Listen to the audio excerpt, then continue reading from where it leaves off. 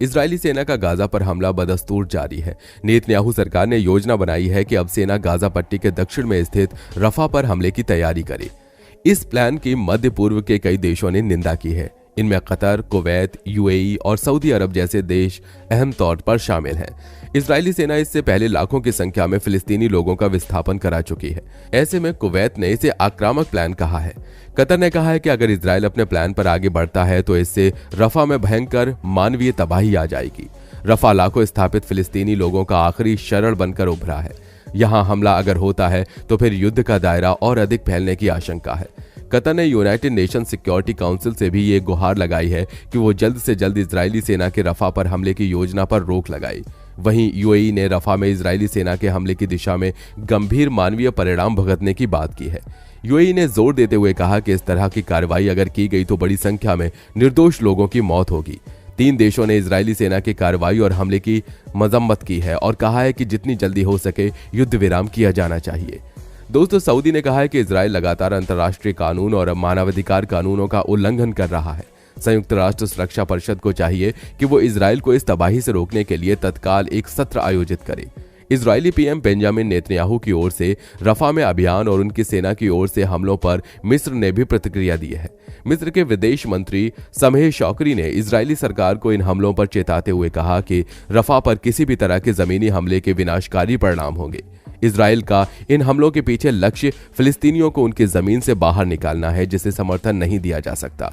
बता दें कि इजरायल की ओर से किए गए हवाई हमलों में शनिवार को गाजा के रफा क्षेत्र में कम से कम 44 फिलिस्तीनी मारे गए, जिसमें 1/3 बच्चे हैं। ये हमले इजरायल के प्रधानमंत्री के उस बयान के कुछ घंटों बाद किए गए जिसमें उन्होंने जमीनी हमले से पहले दक्षिणी गाजा शहर से हजारों लोगों को निकालने के लिए सेना से योजना तैयार करने को कहा था। बेंजामिन नेतन्याहू ने इस योजना को लेकर ना तो विवरण दिया और ना ही समय की जानकारी दी, लेकिन इस घोषणा से दहशत फैल गई। इजरायल द्वारा क्षेत्र को खाली करने के लिए बार बार जारी किए जा रहे आदेश के बाद गाजा के 23 लाख लोगों में से आधे से अधिक रफा की ओर चले गए हैं। इजरायल का कहना है कि हमास के 7 अक्टूबर के हमले के बाद 4 महीने से चल रहे युद्ध के बाद मिस्र की सीमा से लगा रफा गाजा में हमास आतंकवादी समूह का आखिरी बचा हुआ गढ़ है। शौकरी ने यह भी कहा कि मिस्र स्थायी रूप से युद्ध विराम के लिए युद्धरत पक्षों के बीच की खाई को पाटने के लिए काम कर रहा है। इसमें इजरायल में कैद फिलिस्तीनी कैदियों की रिहाई के बदले 7 अक्टूबर के हमले के बाद हमास द्वारा बंधक बनाए गए इजरायली लोगों को मुक्त करना शामिल है। उन्होंने कहा, यह बातचीत जटिल है। नेतन्याहू और बाइडेन प्रशासन के बीच चल रही तनातनी के दौर में ही जमीनी हमलों की योजना बनाई गई। अमेरिकी अधिकारियों का कहना है कि वहां रह रहे लोगों के लिए कोई योजना बनाए बिना रफा में जमीनी हमला करने से बड़ी जनहानि होगी। स्वास्थ्य सेवा के एक अधिकारी और एसोसिएटेड प्रेस के संवाददाता के अनुसार शुक्रवार रात रफा क्षेत्र में घरों पर किए गए 3 हवाई हमलों में 10 बच्चों समेत 28 लोगों की मौत हो गई, जिसमें सबसे कम उम्र का बच्चा 3 महीने का था। गाजा में स्वास्थ्य मंत्रालय के प्रवक्ता अशरफ अल किदरा ने बताया कि खान यूनिस में जमीनी हमले के तहत इजरायली सेना के क्षेत्र के सबसे बड़े नासिर अस्पताल को निशाना बनाया, जिसमें कम से कम 1 व्यक्ति की मौत हो गई और कई घायल हो गई। उन्होंने कहा कि भीषण आग के कारण चिकित्सा कर्मचारी अब अस्पताल की इमारतों तक पहुंचने में सक्षम नहीं है। उन्होंने कहा कि अस्पताल में 300 चिकित्सा कर्मी और 450 मरीज के अलावा बेघर हो चुके 10,000 लोग हैं। गाजा पट्टी में हमास और इजरायल के बीच लड़ाई को 114 दिन हो चुके हैं। इस दौरान जान माल का भारी नुकसान हुआ है, लेकिन हमास का ज्यादातर सुरंग नेटवर्क अभी ज्यों का त्यों है। इजरायली सेना ने लड़ाई शुरू करने के बाद हमास को खत्म करने की कसम खाई थी, जिसमें उसके सुरंग नेटवर्क को ध्वस्त करना भी एक अहम लक्ष्य था। वॉल स्ट्रीट जर्नल ने अपनी एक रिपोर्ट में कहा है कि 114 दिनों की लड़ाई के बाद गाजा के नीचे हमास की सुरंग प्रणाली का 80% हिस्सा अभी भी बरकरार है। इजरायली और अमेरिकी अधिकारियों के हवाले से यह रिपोर्ट की गई है, जिसमें कहा गया है कि यह आंकलन करना मुश्किल है कि इजरायली सैनिकों ने अब तक भूमिगत भूल भुलैया का कितना हिस्सा नष्ट कर दिया है। जो हिस्सा नष्ट किया गया है वो शायद 20% ही हो सकता है। यह निश्चित ही इजरायली बलों के लिए एक झटका है। इजरायल ने गाजा में जमीनी हमले शुरू करने के बाद सुरंगों को नष्ट करने के लिए लगातार अभियान चलाया है और कई बड़े सुरंग नेटवर्क ध्वस्त भी किए हैं। कुछ सुरंगों पर बमबारी की गई तो कुछ में पानी छोड़ दिया गया। इजरायली रक्षा अधिकारियों का यह आंकलन है कि हमास का गाजा में सुरंग नेटवर्क 350 से 450 मील लंबा है, जो पहले से उनका आंकलन से कहीं ज्यादा है। गाजा में सुरंगों को लेकर यह एक आश्चर्यजनक आंकड़ा है, क्योंकि गाजा एनक्लेव का कुल मिलाकर आकार करीब 140 वर्ग मील है।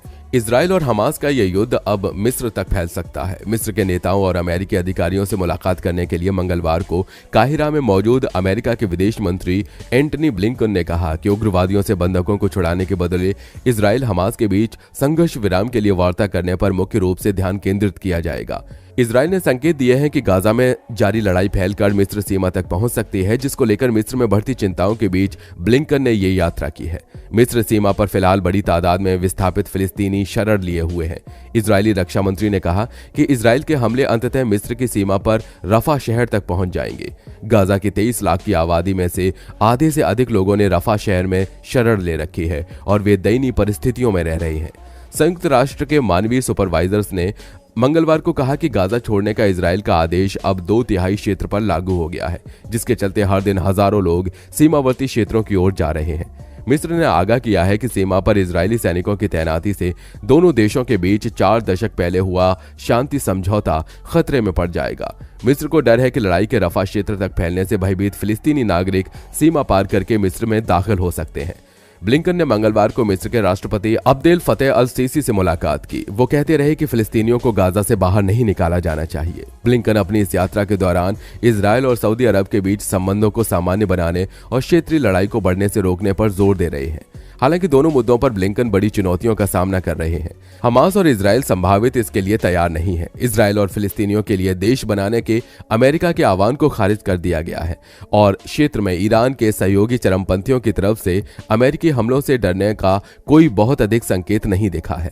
बता दें कि बीते साल 7 अक्टूबर को हमास ने दक्षिण इजराइल में हमला करके 1200 लोगों को मार दिया था और करीब 240 को बंधक बनाकर गाजा ले आए थे। इसके तुरंत बाद इजराइल की सेना ने गाजा पट्टी पर हमला बोल दिया था। इसके बाद से लगातार गाजा में लड़ाई जारी है। इजरायली सेना अभी तक ना तो इजरायली बंधक को ढूंढ सकी है और ना ही हमास के बड़े कमांडर्स को पकड़ सकी है। वहीं गाजा में इजरायली सेना की बमबारी से बुनियादी ढांचा पूरी तरह से तहस नहस हो गया है।